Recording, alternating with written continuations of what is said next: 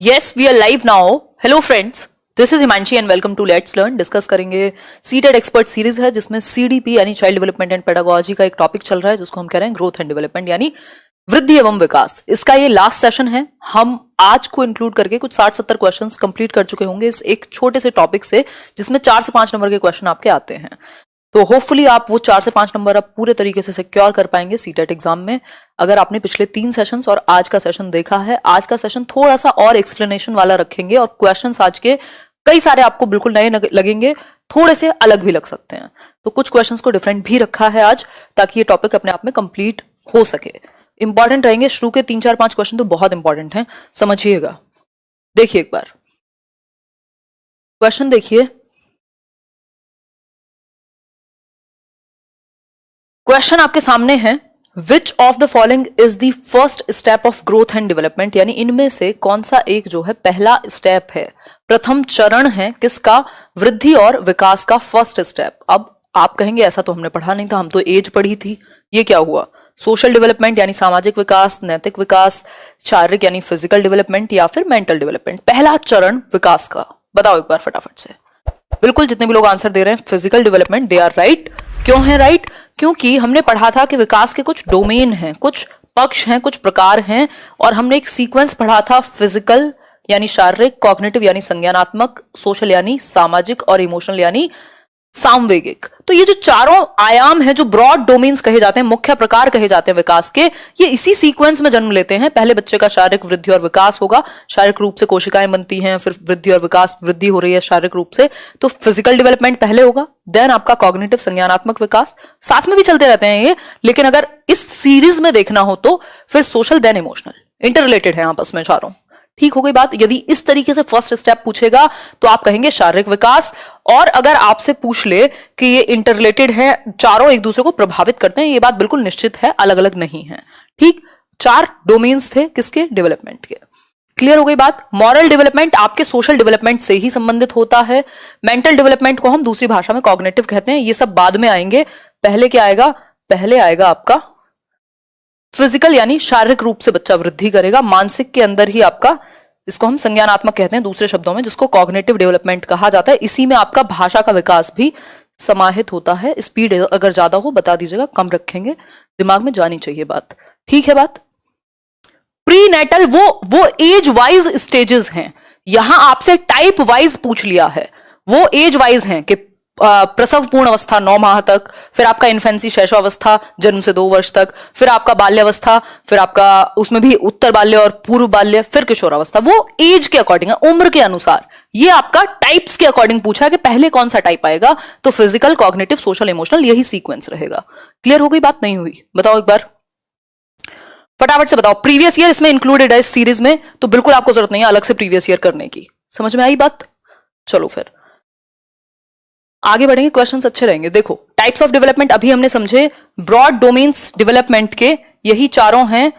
PCS, ये वो वाला पीसीएस का एग्जाम नहीं है, PCSE, physical, cognitive, social, emotional. Social से ही संबंधित है, मॉरल यानी नैतिक विकास, इमोशनल भी जुड़ा हुआ है सोशल से, कॉग्निटिव जुड़ा हुआ है लैंग्वेज से, फिजिकल में आपका मोटर डेवलपमेंट आ जाता है। सिंपल बात, क्लियर हो गई। नेक्स्ट क्वेश्चन जो कि बहुत ही बेहतरीन है आपके सामने, पढ़िए एक बार, केवीएस में पूछा हुआ क्वेश्चन है, पढ़ो एक बार। टॉपिक यही है, फटाफट से पढ़ो और जवाब दो। देखो जो 2 क्वेश्चंस उस दिन पंगे हुए थे ना, 2 क्वेश्चन में हिंदी में उन्होंने गलती से, हमारे जो टाइपिस्ट महाराज हैं उनसे गलती हो गई थी, तो उनको भी आज मैंने डाल दिया है लास्ट में, वो भी डिस्कस कर लेंगे। ठीक है, धन्यवाद मेघा। दीपांशी जब टी शर्ट्स आएंगी तब दिलवाऊंगी, अभी तो अवेलेबल नहीं है भाई लेट्स लर्न की टी शर्ट। देखो एक बार, अभी तो वैसे भी सर्दी आ गई है। देखो क्वेश्चन है, which of the following best describes the effect of heredity upon development, यानी आनुवांशिकता के ऊपर वातावरण का जो प्रभाव है वो कौन सा एक ऑप्शन बेहतर दर्शाता है। ठीक लिखा हुआ है उधर, निम्नलिखित में से कौन विकास में आनुवंशिकता के प्रभाव का सर्वाधिक उपयुक्त वर्णन करता है, यानी हेरिडिटी का प्रभाव डेवलपमेंट पे कैसा होगा, इस बात को सबसे बेहतर तरीके से कौन सा ऑप्शन एक्सप्लेन करेगा। सब अपने अलग अलग ऑप्शंस दे रहे हैं, मन करेगा तो 5वां भी बना दोगे आप, है ना। गुस्से में नहीं हूं मैं, देख रही हूं कि आप लोग क्या कर रहे हो। Heredity determines how far we will go, यानी आनुवंशिकता यह तय करती है कि हम कहां तक जाएंगे। अच्छा, देखेंगे। फिर है it determines how far we can go, यह इस बात को तय करती है कि हम कहां तक जा सकते हैं। उसके आगे है it is the prime determinant of how far we will go, यानी ये इस बात का मुख्य निर्धारक है कि हम कहां तक जाएंगे। देन नेक्स्ट चीज है it is the prime determinant of how far we can go, यानी ये प्रमुख कारण है जो ये डिसाइड करेगा, निर्धारक है इस बात का कि हम कहां तक जा सकते हैं। बताइए एक बार फटाफट से, है ना। आंसर कीजिए, आंसर। चाय पीनी हो तो बना लीजिएगा, मांगिएगा मत मुझसे, वैसे ही कम है। बताओ एक बार।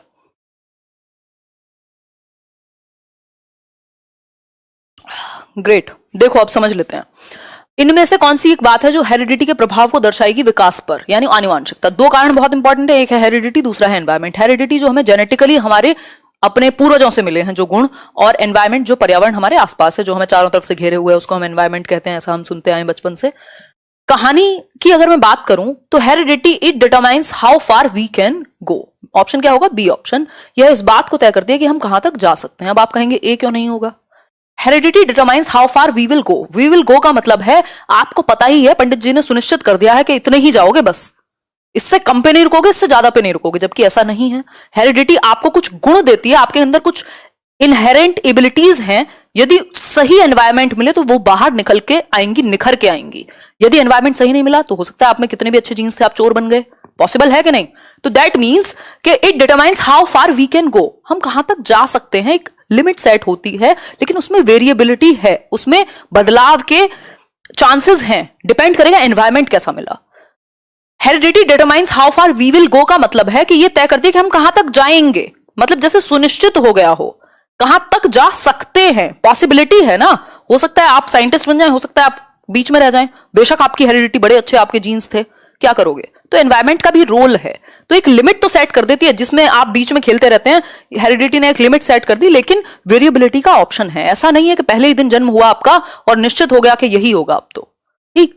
तो बाकी के ऑप्शन वैसे ही हट जाते हैं। प्राइम डिटर्मिनेंट कहना गलत होगा, दोनों का ही अपने आप में कॉम्प्लेक्स, जटिल अन्योन्य क्रिया है, कॉम्प्लेक्स इंटरप्ले है हेरिडिटी और एनवायरमेंट का, इसलिए बाकी दोनों ऑप्शन तो हट ही जाते हैं। प्राइम किसी एक को कहना गलत होगा, दोनों ही इंपॉर्टेंट हैं। कुछ पक्ष में हेरिडिटी ज्यादा इंपॉर्टेंट है, जैसे आपके बालों का टाइप, आपकी आंखों का रंग, आपका body structure.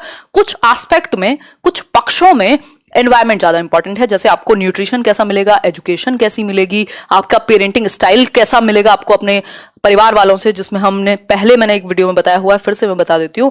Authoritative, authoritarian, democratic, ये सब पेसिमिस्टिक, इस तरह के होते हैं। उन चारों में से बेस्ट क्या है? अथॉरिटेटिव है, जिसको हम अधिनायकवादी आई थिंक हिंदी में कहते हैं, जिसमें बच्चे पे डिसिप्लिन भी है पेरेंट का और बच्चे को फ्रीडम भी है। अथॉरिटेटिव अगर पूछे कौन सा स्टाइल बेस्ट है तो हम कहेंगे अथॉरिटेटिव, अधिनायकवादी, अथॉरिटेटिव। क्लियर हो गई बात या कोई समस्या है? बताओ एक बार। ओ शिट, अभी चाय गिर जाती, नजर लग गई आप लोगों की। यहां तक चीजें क्लियर हैं कि नहीं है? जी धन्यवाद अक्षय, मेरी तरफ से कोशिश रहती है। चलिए, तुक्के लगाए थे, समझ में आई बात कि नहीं? बताइए एक बार, क्लियर हुई कि नहीं हुई? क्लियर है तो लाइक शेयर तो करना ही करना है। ये जो 2600 लोगों ने लाइक किया है, बाकी के 2500 लोग कहाँ हैं? 5000 लोग देख रहे हैं, लाइक तो कर दिया करो, आके बता दिया करो हम आए हैं। नेक्स्ट क्वेश्चन जो कि विवादित ही रहता है, गैंग एज किससे एसोसिएटेड है, यानी ग्रो अवस्था किस आयु वर्ग से एसोसिएटेड है ना? Gang age associated with age and delayed development किस एक विकास के प्रकार से संबंधित है और किस एज से संबंधित है? बताइए फटाफट से देख करके, आंसर कीजिए।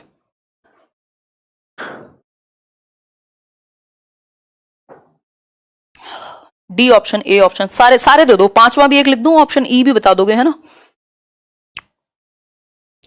Please check what clarity 1080p पे चल रहा है, इससे ज्यादा क्लैरिटी मुझे नहीं लगता एजुकेशन में और स्पेशली टीचिंग में कहीं मिलती है। ऐसा आप ही लोग कहते हैं, मैं तो घमंड नहीं किया कभी। मजाक कर रही हूँ। खैर देखो एक बार देख लेती हूँ, मैं फोन में चेक कर लेती हूँ। एकदम मस्त चल रहा है, एकदम बढ़िया। देखो इतनी अच्छी तो मैं दिखती भी नहीं हूँ जितना दिखा रहा है ये। खैर मजाक कर रही हूं। देखो, gang age associated with age and delayed development is, तो गैंग एज हम कहते हैं लेटर चाइल्डहुड को, जो ग्रो अवस्था है जब बच्चा ग्रुप्स में रहना पसंद करता है उसको हम गैंग एज कहते हैं। 7 से 11 वर्ष है वैसे इसकी जो आयु है, लेटर चाइल्डहुड उत्तर बाल्यावस्था, लेकिन यहां 7 से 11 वर्ष तो दिया नहीं है तो आपको दिमाग लगाना पड़ेगा। 3 से 6 वर्ष अर्ली चाइल्डहुड के अंतर्गत आता है, लेटर के नहीं। 16 से 19 एडोलेसेंस में चला जाएगा, 16 से 19 फिर से एडोलेसेंस में चला जाएगा। ऑप्शन बचा क्या? सिंपल एक ऑप्शन बचा है। दो ही तरीके, या तो आप कॉन्सेप्ट लगा लीजिए, आप एलिमिनेट कर लीजिए, या दोनों को ही यूज कर लीजिए, क्वेश्चन गलत नहीं होगा। ठीक, 8 से 10 साल और सोशलाइजेशन, तो इसी के बीच में तो है ये 7 से 11 के, तो 8 से 10 साल, 2-4 साल इधर उधर, 1-2 साल इधर उधर हो सकते हैं। 8 से 10 वर्ष, ठीक हो गई बात। आजकल एक क्वेश्चन पूछता है play age, play age, play age, हालांकि उसका आंसर डिफरेंट होना चाहिए, बट हर जगह पे आंसर जो मानेगा, पंजाब में भी क्वेश्चन आया था, उन्होंने वही कंसीडर किया है अर्ली चाइल्डहुड को, तो कोशिश करके उसी को संभालिएगा। ठीक है, बात समझ में आया क्या? यार अपनी क्वालिटी बढ़ा लो, अगर ब्लर दिख रहा है तो वहां से सेटिंग्स में जाके क्वालिटी बढ़ा लो, 1080p कर लो। आगे बढ़े, नेक्स्ट क्वेश्चन देख लो, थोड़ा सा पूरा देख लो, थोड़ा सा क्यों देखोगे, देखो एक बार। शादी बहुत अच्छी रही तमन्ना जी, टीचर है दीपांशी मम्मी मेरी, फादर भी टीचर ही थे, सिस्टर भी टीचर ही हैं, चाचा जी भी टीचर हैं, चाची जी भी टीचर हैं, मामा भी टीचर हैं, चाचा के बच्चे भी टीचर हैं, और बताओ और कितना बताऊं, पापा के मामा मामी भी टीचर हैं और कोई और बचा हो तो बता देती हूँ, मतलब अरे गुस्से में नहीं हूँ यार, मजे में हूँ, बहुत ज्यादा मजे में हूँ मैं, क्वेश्चंस पे ध्यान दिला रही हूँ आपके। ऐसे ऐसे कमेंट करते हो, देखो इंटरेक्शन जरूरी है, अगर लाइव नहीं होगा तो रोबोटिक हो जाएंगे, और मेरा और आपका रोबोटिक होने का कोई फायदा नहीं है, वैसे ही हम लोग कैमरा के थ्रू जुड़े हुए हैं। बताओ एक बार, आंसर करो। Genes and chromosomes transfer dash aspects from the parents to the child at the time of conception in the mother's womb, मतलब कि जीन्स एंड क्रोमोसोम्स, जीन्स आप जानते हैं जो आपकी हेरिडिटी में इंक्लूडेड होते हैं, क्रोमोसोम्स हमने पढ़ा है X chromosome, Y chromosome, X होगा तो लड़की, एक्स वाई होगा तो लड़का। कितने क्रोमोसोम्स के पेयर होते हैं? 23 पेयर होते हैं, 23 जोड़े होते हैं गुणसूत्र के, है ना। टोटल क्रोमोसोम पूछ ले तो 46 टोटल गुणसूत्र होंगे, ठीक हो गई बात। जो ये 23 क्रोमोसोम है, सुनते रहिएगा, 23 क्रोमोसोम है, इनमें से जो 22 क्रोमोसोम है इनको ऑटोजोम कहा जाता है, क्योंकि ये सारे सेम होते हैं। जो आपका 23वां गुणसूत्र है ये डिसाइड करेगा कि बच्चे का सेक्स क्या होगा, वो लड़का होगा या लड़की होगी, इसलिए इसको सेक्स क्रोमोसोम कहा जाता है। और शुरुआत के 22 को ऑटोसोम्स कहा जाता है। ठीक हो गई बात यहां तक की? कोई समस्या, परेशानी, दर्द? चलें आगे, अब क्वेश्चन की सुन लेते हैं, क्वेश्चन क्या कहता है। बिल्कुल तसल्ली से आइएगा समझने, तभी मजा आएगा। देखिए, genes and chromosomes transfer dash aspects from the parents to the child, parents से, अभिभावकों से बच्चे में जीन्स और क्रोमोसोम्स क्या ट्रांसफर करते हैं जब मां गर्भ धारण करती है। तो न्यूट्रिशन करते हैं मान लिया हमने, लेकिन जीन्स और क्रोमोसोम ना तो सोसाइटी, ना न्यूट्रिशन, ना मॉरलिटी, इट इज सिंपल कि भैया हेरिडिटी की बात हो रही है, आनुवांशिकता की। आनुवांशिकता वो गुण जो आपके पूर्वजों से आप में आए हैं, ठीक है। चाहे वो आपकी आवाज हो सकती है, आपके बालों का रंग हो सकता है, आपका इंटेलिजेंस का लेवल हो सकता है, बहुत हद तक आपका नेचर हो सकता है, टेम्परामेंट जिसको हम कह रहे हैं, और आंखों का रंग, बॉडी स्ट्रक्चर, बहुत सारी चीजें। तो ये आपके डीएनए में एक तरीके से आ गई हैं। तो हेरिडिटी ट्रांसफर होगी किसके थ्रू? जीन्स और क्रोमोसोम के थ्रू। अनुवांशिकता वो सब कुछ है जो वातावरण नहीं है, या कह सकते हैं वातावरण वो सब कुछ है जो अनुवांशिकता नहीं है। क्लियर हो गई बात? इन दोनों के इंटरप्ले को हम डेवलपमेंट कहते हैं, विकास के रूप में जानते हैं। किसको? विकास बराबर हेरिडिटी इनटू एनवायरमेंट, ऐसा हम मानते हैं। वुडवर्थ कहते हैं कि विकास में आनुवांशिकता और पर्यावरण दोनों का अहम रोल है, महत्वपूर्ण रोल है, बराबर का रोल है। बहुत सारे लोग ये कहते हैं नहीं हेरिडिटी ज्यादा इंपॉर्टेंट है, बहुत सारे लोग ये कहते हैं एनवायरमेंट ज्यादा इंपॉर्टेंट है, बट हम क्या कहेंगे? दोनों ज्यादा इंपॉर्टेंट है।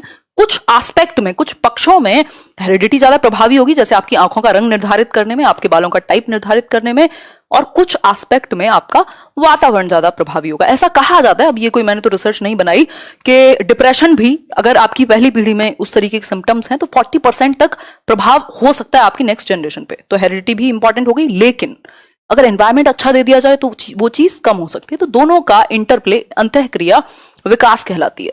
क्लियर हो गई बात? कोई समस्या, परेशानी है?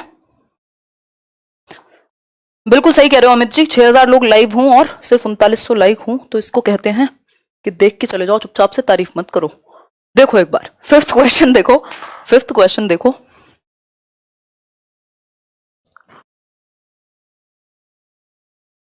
नितिका पढ़ लो, मिनी मोनिका पेपर में नहीं जाएंगे आपके साथ।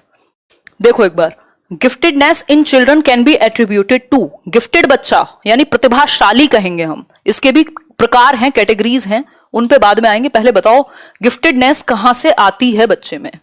Giftedness can be attributed to, giftedness का संबंध या कारण क्या हो सकता है प्रतिभाशाली बच्चे का। प्रतिभाशाली बच्चा टर्मन कहते हैं कि 140 से ज्यादा बुद्धि लब्धि हो, और भी कुछ गुण हैं, अभी बात करेंगे।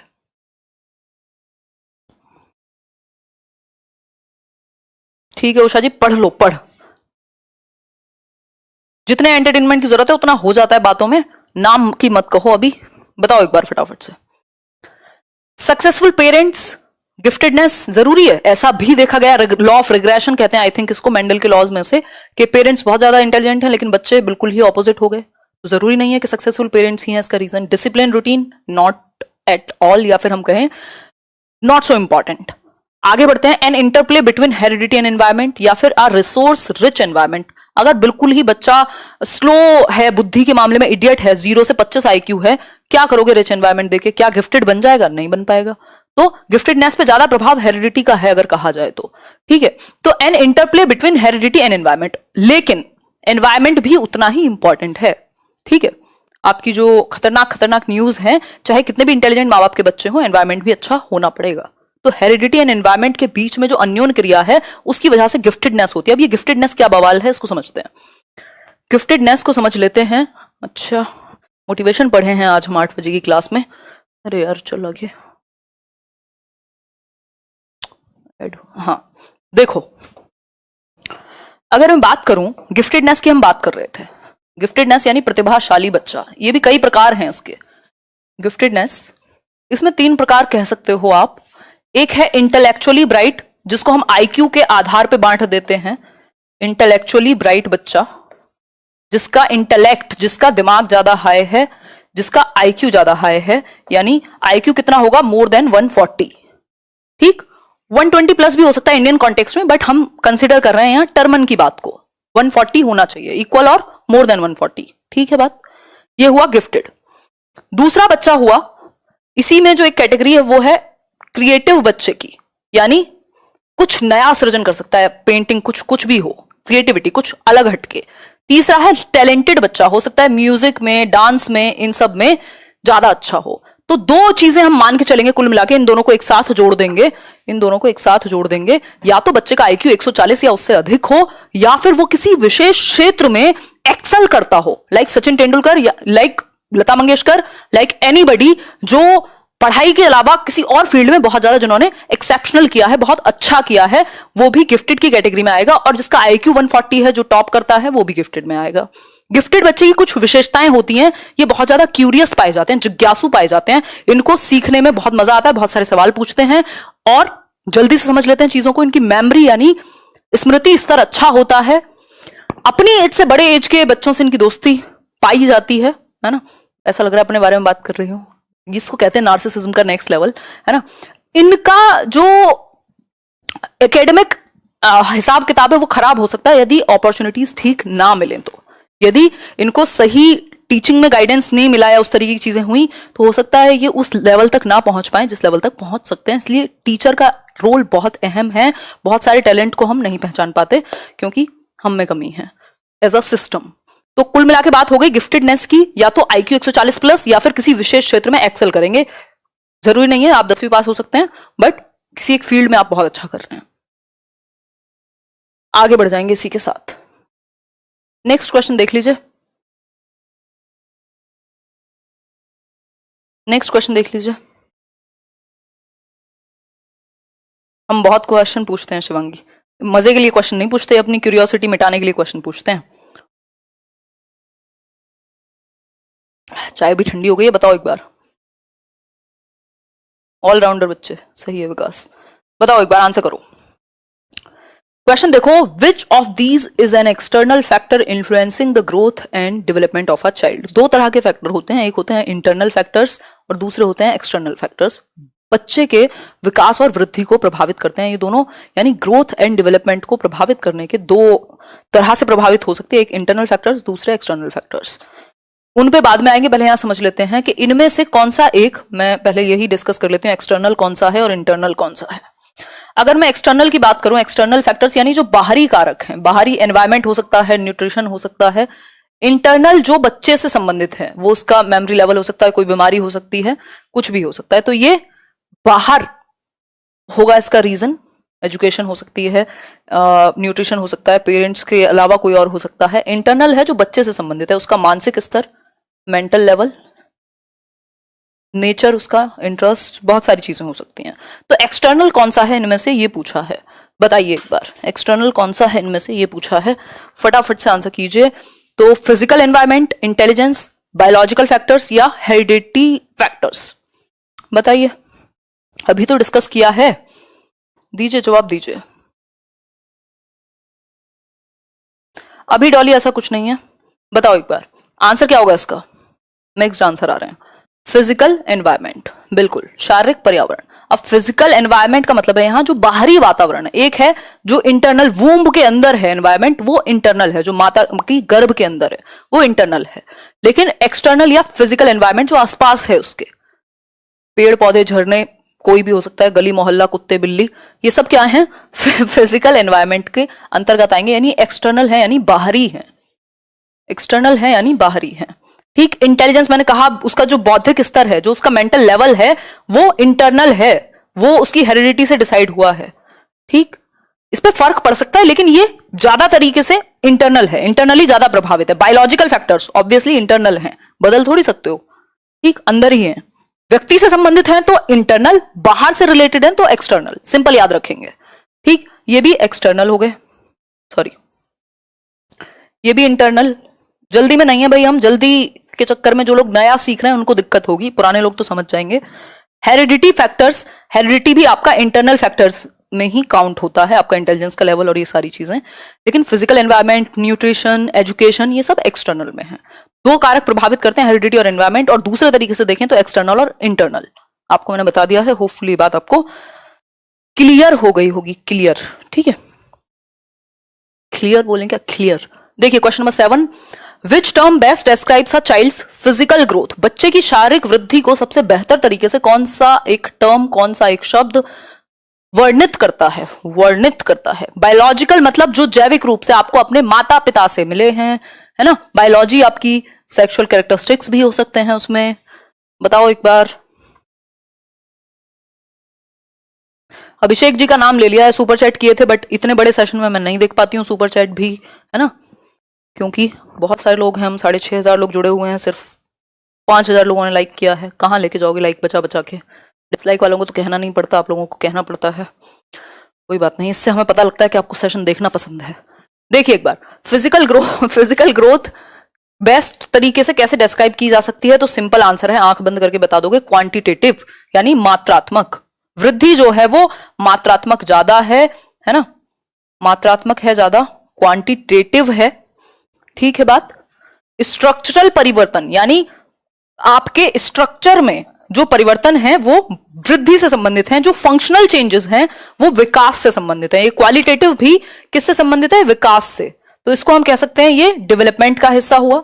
लेकिन बात वृद्धि की चल रही है, फिजिकल ग्रोथ की, तो ये क्वांटिटेटिव होती है। आप अपनी हाइट को, वेट को मेजर कर सकते हैं, क्वांटिटी में, मात्रा में माप सकते हैं, और वृद्धि को आप माप सकते हैं। विकास जरूरी नहीं है कि मापा जाए, विकास के कुछ हिस्से तो माप सकते हो, सब कुछ नहीं। तो विकास क्वालिटेटिव है, क्वालिटेटिव एंड क्वांटिटेटिव बोथ है, यदि आपको ऑप्शन में मिले तो, नहीं तो आप क्वालिटेटिव के साथ चले जाएंगे चुपचाप से। कॉन्सेप्चुअल अंडरस्टैंडिंग भी क्वालिटेटिव में ही आती है, अनऑर्गेनाइज तो कुछ मतलब ही नहीं हुआ, है ना। आगे बढ़ेंगे, 8th क्वेश्चन पे हम प्रस्थान करेंगे। देखिए एक बार, इनमें से कौन सा जो है बाल विकास का सिद्धांत है। मुझे लग रहा है यही क्वेश्चन था ना उस दिन जिसमें प्रॉब्लम हुई थी हिंदी में।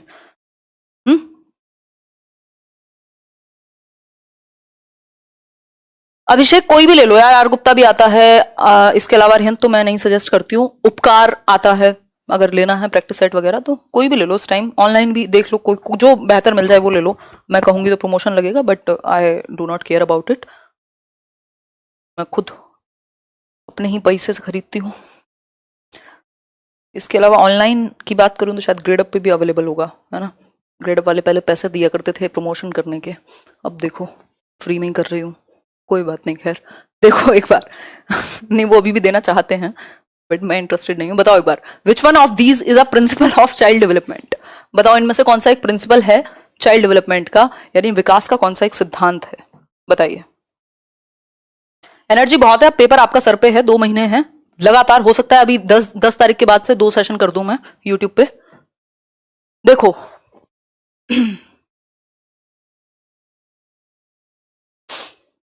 देखिए क्वेश्चन है which one of these is a principle of child development. तो development occurs due to interaction between maturation and experience. सुंदर बात। Experience is the sole determinant of development. ये कहना गलत होगा कि सिर्फ अनुभव से ही विकास होता है, वातावरण भी तो कोई चीज है, और भी तो कोई चीज है। Development is determined by reinforcement and punishment. ये बात गलत है, ये बिहेवियरिस्ट मानते हैं। आज की डेट में कंस्ट्रक्टिविस्ट अप्रोच हम फॉलो करते हैं एनसीएफ के अकॉर्डिंग, रचनावाद को, जो पनिशमेंट और रिवॉर्ड पे बहुत ज्यादा फोकस नहीं करता। Development can accurately predict the pace of each individual child. Accurately नहीं कर सकते आप, अनुमान तो लगा सकते हैं विकास के सिद्धांतों में। ये बात तो है कि प्रिंसिपल ऑफ प्रिडिक्टेबिलिटी यानी पूर्व अनुमान लगा सकते हैं आप, लेकिन पूरे तरीके से एक्यूरेट हो जरूरी नहीं है ना।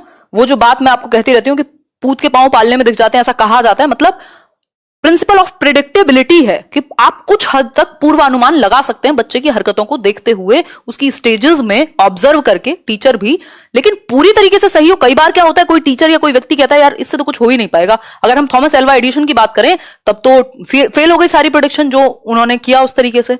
तो प्रिडिक्शन बिल्कुल एक्यूरेट हो ये जरूरी नहीं है, कुछ हद तक आप प्रिडिक्ट कर सकते हो। फर्स्ट ऑप्शन पे आते हैं, development occurs due to interaction between maturation and experience. Maturation is something जो आपकी हेरिडिटी से ज्यादा प्रभावित है, आपकी आनुवंशिकता से ज्यादा प्रभावित है। अभी इस पे बात करेंगे व्हाट इज मैचुरेशन, और अनुभव जो आपको अपने एनवायरमेंट से मिलेगा।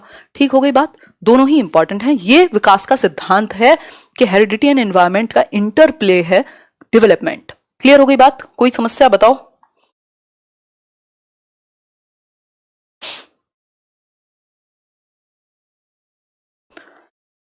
बहुत बढ़िया। मैं लाइव आती हूँ 9:30 पे, और उदय सर भी आएंगे अब कभी कभी, वो आपने उन्होंने बताई दिया होगा। देखिए एक बार, व्हाट इज मैचुरेशन। मैचुरेशन को जानना जरूरी है। परिपक्वता क्या है। परिपक्वता is highly related with heredity. It is highly related मतलब ज्यादा संबंध रखती है किससे, हेरिडिटी से, यानी आनुवांशिकता से ज्यादा जुड़ाव है परिपक्वता का।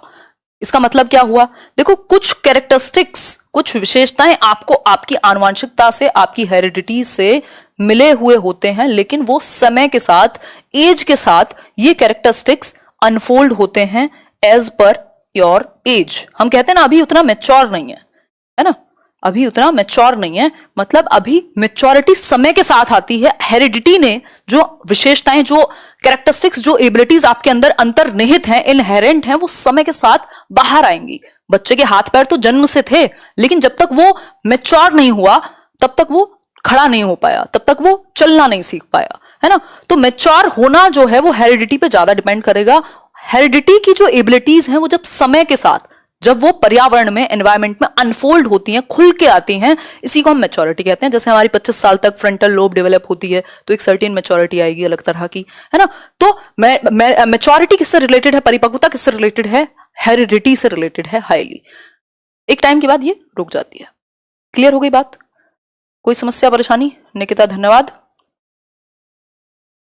होगा वर्षा, बिल्कुल होगा, इतनी मेहनत इसीलिए तो कर रहे हैं कि पेपर आपका क्लियर हो, और आप लोग इतनी संख्या में जब भी जुड़े हुए हैं, नहीं तो जमाने भर में लाइव होते हैं आजकल। देखिए, which one of the following is an issue related to development. देखो इस क्वेश्चन में पंगा था पिछली बार कि हिंदी में गलत लिखा हुआ था, है ना। इन दोनों ही क्वेश्चन में नॉट लिख दिया था बाय चांस, लेकिन इंग्लिश में क्वेश्चन सही लिखा हुआ था। ठीक है, तो आंसर वही था जो मैंने बताया था, आंसर वही था। ठीक, which one of the following is an issue related to development. कौन सा एक मुद्दा संबंधित है विकास से, बताइए एक बार। चिराग चिल्लर ने 100 रुपीज का क्या किया, सुपर चैट। ठीक है चिराग चिल्लर, धन्यवाद। और बताइए। कुछ क्वेश्चन नहीं पूछा आपने।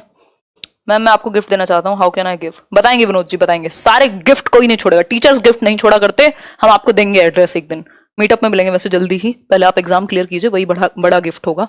देखो इनमें से कौन सा एक इशू डेवलपमेंट से रिलेटेड है? सिंपल बात है, nature and nurture, heredity and environment. प्रकृति हम कहते हैं हेरिडिटी को यानी आनुवंशिकता को, और पालन हम कहते हैं पोषण को यानी एनवायरमेंट को। यही दो कारण है पूरे बोन ऑफ कंटेंशन या बिल्कुल राड़ की जड़ जो बोलते हैं पूरे मनोविज्ञान में। इन्हीं की वजह से इंडिविजुअल डिफरेंसेस हैं, इन्हीं की वजह से बाकी सारी चीजें हो रही हैं, इन्हीं की वजह से आप हैं अगर मैं कहूं तो, वो है हेरिडिटी और एनवायरमेंट। आगे बढ़ेंगे।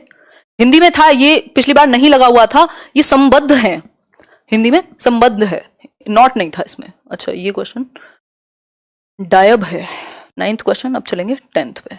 देखो what is meant by nature in nature nurture controversy. Nature का क्या मतलब है नेचर नर्चर कंट्रोवर्सी में, बताइए एक बार।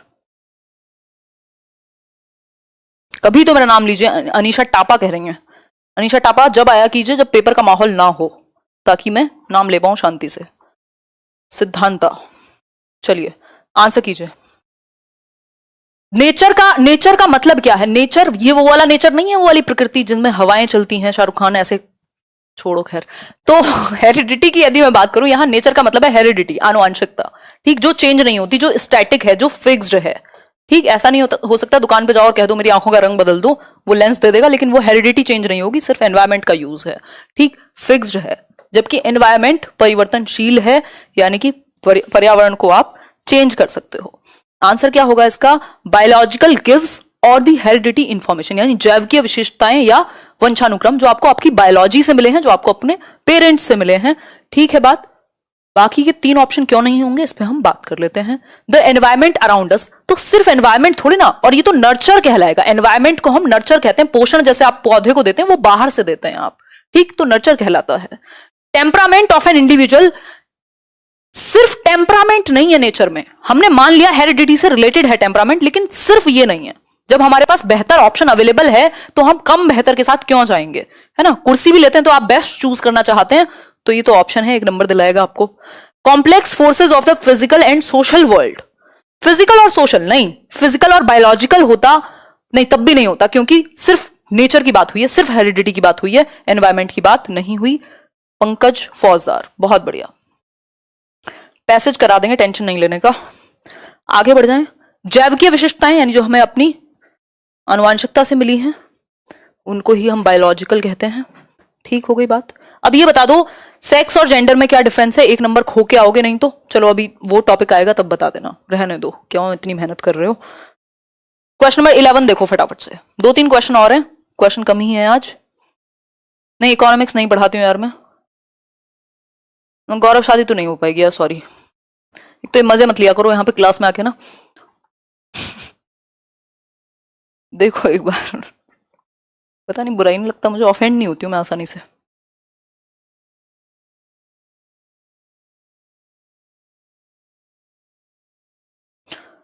सिद्धांता जहारिया नाम ले लिया आपका, और बताओ। देखो एक बार, गौरव ब्लॉक कर दिया जाएगा थोड़ी देर में अगर आप नहीं सुधरे तो। विच one of the following statements about development is correct, यानी इनमें से कौन सा एक स्टेटमेंट विकास के बारे में सही है। तो development proceeds from birth to adolescence in a forward manner and then it goes backwards. विकास जन्म से किशोरावस्था तक आगे की ओर बढ़ता है और फिर पीछे की ओर, मतलब 18 वर्ष तक तो आप क्या हैं, बढ़े चले जा रहे हैं, और 18 वर्ष के बाद आप गिर जाएंगे, फिर तो हम खत्म हो चुके होते आजकल, जिस हिसाब से मेरी और आपकी उम्र हो गई है ना। या फिर B option, development changes go forward in a straight line, सिर्फ स्ट्रेट लाइन में नहीं होते, ऊपर नीचे हो सकते हैं, स्पाइरल हैं, स्पाइरल हैं। देखो यहां मजाक सिर्फ मैं करूंगी, ठीक है, आप करोगे लेकिन लिमिट्स में। देखो एक बार, development occurs at a different rate among different individuals. ये बात प्यारी सी लग रही है कि इंडिविजुअल डिफरेंसेस होते हैं, व्यक्तिगत विभिन्नताएं होती हैं, सारे विकास के जो सिद्धांत हैं सब पे एक जैसे लागू नहीं होते, थोड़ा बहुत चेंजेस होता है, वैसे होते हैं लागू, लेकिन अंतर हो सकता है 2 इंडिविजुअल्स में, ठीक।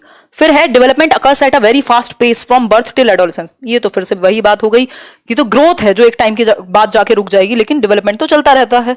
पूर्णिमा सिंह, आगे बढ़े। ए ऑप्शन ही सिंपल, सुंदर, सरल, सस्ता, टिकाऊ आंसर हुआ। लास्ट क्वेश्चन है आज के लिए, लास्ट है या और भी क्वेश्चन हैं यार, कितने क्वेश्चन कर लिए, 2 क्वेश्चन और हैं भाई। देखिए, individual differences can be attributed to the complex interplay between the heredity factors and the, मतलब कि व्यक्तिगत विभिन्नता वंशानुगत कारकों तथा डैश के बीच जटिल परस्पर क्रिया का परिणाम है। बताइए।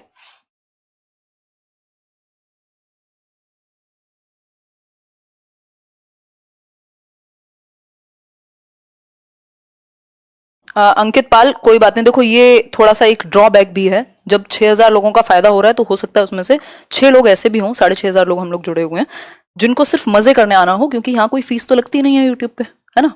अगर अभी 1000-2000 लगाने पड़े बैच में तो कोई बकवास नहीं करेगा ये। और मैं देखती हूँ ये जहां मैं बैचेस में लेती हूँ सब सीरियस रहते हैं, एक भी इंसान नहीं मिलता मजाक करने वाला, मतलब मजाक मीन्स गलत बातें बोलने वाला। देखो एक बार, individual differences can be attributed to the complex interplay between the hereditary factors. तो हमें मेजोरिटी पे ध्यान देंगे, हम 6000 लोगों पे ध्यान देंगे, 6 लोगों पे ध्यान नहीं देंगे, ठीक है, उन्हें वैसे भी नहीं पढ़ना। Individual differences can be attributed to the complex interplay between hereditary factors. Heredity आ गई तो सिंपल क्या बचा, एनवायरमेंट यानी पर्यावरण, सिंपल बात, ठीक, यानी एनवायरमेंट, सिंपल आंसर हो गया। जीन्स तो हेरिडिटी में ही आ गए ना, जेनेटिक मेकअप तो हेरिडिटी में ही आ गया, इनबॉर्न कैरेक्टरिस्टिक्स जो पहले से जन्मजात हैं वो हेरिडिटी में ही आ गए, बायोलॉजिकल भी हेरिडिटी में ही आ गए, क्रोमोसोम्स भी हेरिडिटी में ही आ गए, जीन्स भी हेरिडिटी में ही आ गए, DNA RNA whatever it is सब हेरिडिटी में आ गए। एनवायरमेंट, हेरिडिटी और एनवायरमेंट का कॉम्प्लेक्स इंटरप्ले है। तो आपको कई बार समझना होगा कि क्वेश्चन ने घुमा तो नहीं दिया आपको बेवकूफ बनाने के लिए, पढ़ के समझ लिया अगर आपने तो आपका 80% काम हो गया पेडागोजी में।